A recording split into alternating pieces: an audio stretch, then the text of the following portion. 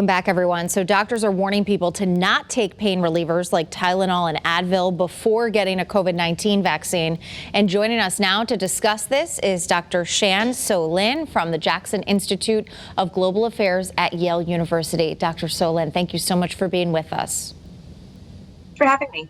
So there's been a lot of talk about when you get the vaccine, certain people do experience some side effects. So common sense would lean toward potentially taking Tylenol or Advil or another pain reliever prior to the vaccine. Why is that not a good idea? There's a potential that particularly Advil might suppress your immune system, which would be the opposite of what you would want to have before you take a vaccine. What types of adverse issues besides just lacking the efficacy of the vaccine could you see if you either took ibuprofen or acetaminophen before getting that first shot? I'm not sure you would see visibly any adverse effects by taking that, taking those pills before you had the shot.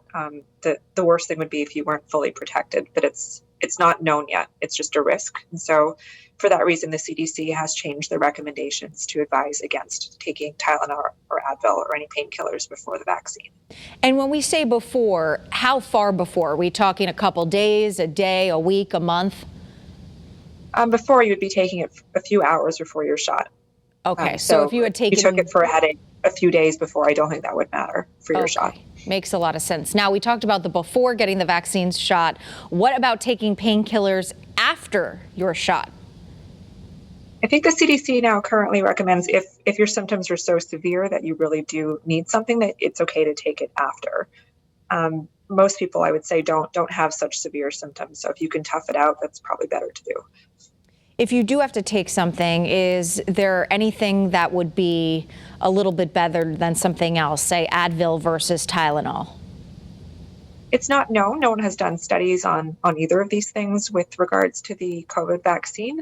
If you're just asking me as an opinion without much data behind it, that Tylenol might be better because it's not a immunosuppressant the same way that Advil is.